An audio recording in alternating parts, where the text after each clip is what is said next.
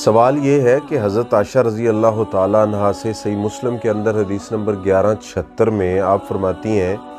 کہ میں نے نبی صلی اللہ علیہ وسلم کو ذوالحجہ کے پہلے 10 دنوں میں کبھی روزہ رکھتے نہیں دیکھا، جبکہ صحیح بخاری میں آپ نے ان کی فضیلت بیان فرمائی، صحیح مسلم میں یوم عرفہ کا روزہ اور اس کی فضیلت بیان فرمائی، اور سنن نبی داود کے اندر حدیث نمبر 2437 اور سنن نسائی 2419 میں امہات المومنین کہتی ہیں کہ نبی صلی اللہ علیہ وسلم روزہ رکھتے تھے۔ تو اب یہ جو تعارض ہے حضرت عائشہ فرما رہی میں نے کبھی نہیں دیکھا اور باقی حدیث میں، تو اس کا حل کیا ہے؟ دیکھیں، سب سے پہلی بات یہ ہے کہ حضرت عائشہ رضی اللہ تعالیٰ عنہ جو لا علمی کا اظہار کر رہی ہیں نا، اپنے علم کے مطابق بتا رہی ہیں، جبکہ دیگر ان کی مخالفت کر رہے ہیں۔ تو احمد بن حنبل رحمہ اللہ فرماتے ہیں الشرح الممتع میں جلد نمبر 6 صفحہ نمبر 154 پر کہ اصول یہ ہے کہ جو جانتا ہو اسے نہ جاننے والوں پر حجت مانا جاتا ہے۔ یعنی ایک جان رہا ہے، ایک بندے کو علم ہے اور دوسرا لا علمی کا اظہار کر رہا ہے، تو لا علمی کو حجت نہیں مانا جائے گا،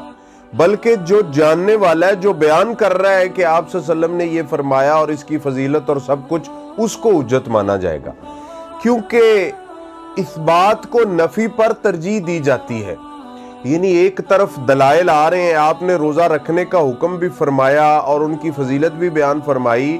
تو جو حضرت عائشہ رضی اللہ تعالیٰ عنہ لا علمی کا اظہار کر رہی ہیں، وہ لا علمی کو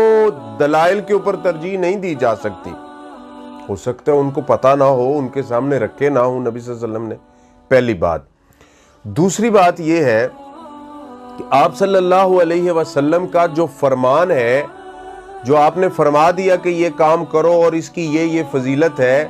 اس کو آپ صلی اللہ علیہ وسلم کا جو عمل ہے اس پر فرمان کو مقدم رکھا جائے گا، یعنی فرمان کے اوپر عمل کیا جائے گا۔ کیوں؟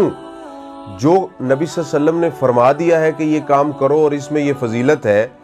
تو ہم اس کے اوپر عمل کریں گے، آپ کے عمل کو نہیں دیکھیں گے، کیونکہ ہو سکتا ہے کسی مجبوری کی وجہ سے آپ صلی اللہ علیہ وسلم اس کے اوپر عمل نہ کر سکے ہوں۔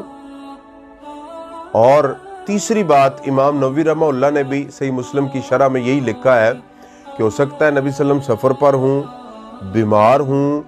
کچھ مصروفیات کی وجہ سے آپ صلی اللہ علیہ وسلم نے یہ روزے نہ رکھے ہوں، لیکن جو آپ کا فرمان گرامی ہے اس پر عمل ضرور کیا جائے گا۔ چوتھی بات یہ ہے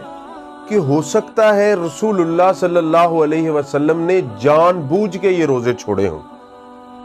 کہ کہیں امت نے رکھنے شروع کر دیے میری موجودگی میں اور ان کے اوپر فرض نہ ہو جائے۔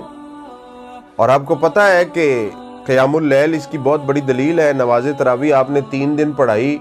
اور اس کے بعد آپ صلی اللہ علیہ وسلم کو پسند تو عمل بڑا تھا اور صحابہ بھی چاہتے تھے، لیکن فرضیت کے ڈر سے اس کو چھوڑ دیا۔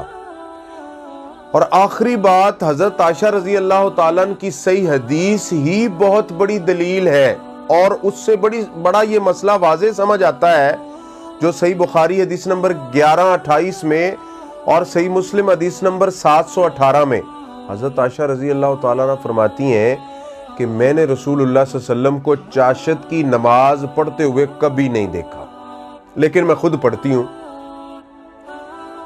رسول اللہ صلی اللہ علیہ وسلم کو چاشت کی نماز پڑھتے کبھی نہیں دیکھا، خود میں چاشت کی نماز پڑھتی ہوں۔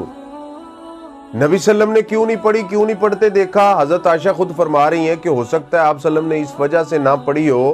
کہ کہیں امت پر فرض نہ کر دی جائے۔ اب آپ ان دونوں حدیثوں کو جوڑیں کہ جو فرما رہی ہیں کہ میں نے ذوالحجہ کے پہلے 10 دنوں میں کبھی آپ کو روزہ رکھتے ہوئے نہیں دیکھا،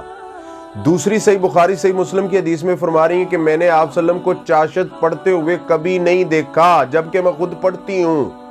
اور آگے بتا بھی دیا کہ ہو سکتا ہے فرض کے ڈر سے آپ صلی اللہ علیہ وسلم نے چھوڑ دی ہو۔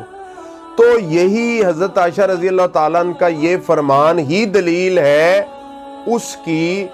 کہ نبی صلی اللہ علیہ وسلم کو انہوں نے جو نہ دیکھا، وہ اسی وجہ سے نہیں دیکھا ہوگا کہ آپ صلی اللہ علیہ وسلم نے فرضیت کی ڈر سے ہو سکتا چھوڑے، اور ہو سکتا ہے حضرت عائشہ رضی اللہ عنہ خود بھی وہ روزے رکھتی ہوں، جیسے ہی حدیث میں فرما رہی ہیں کہ چاشت پڑھتے نہیں دیکھا لیکن میں خود پڑھتی ہوں۔ تو اس لیے پہلے 9 دنوں میں روزے رکھے جائیں گے، ان کی بڑی فضیلت ہے، رسول اللہ صلی اللہ علیہ وسلم نے خود بیان فرمائی ہے، اور آپ صلی اللہ علیہ وسلم کا یہ عمل بھی رہا، صحابہ تابعین کا بھی رہا، اس لیے اس کے اوپر عمل کیا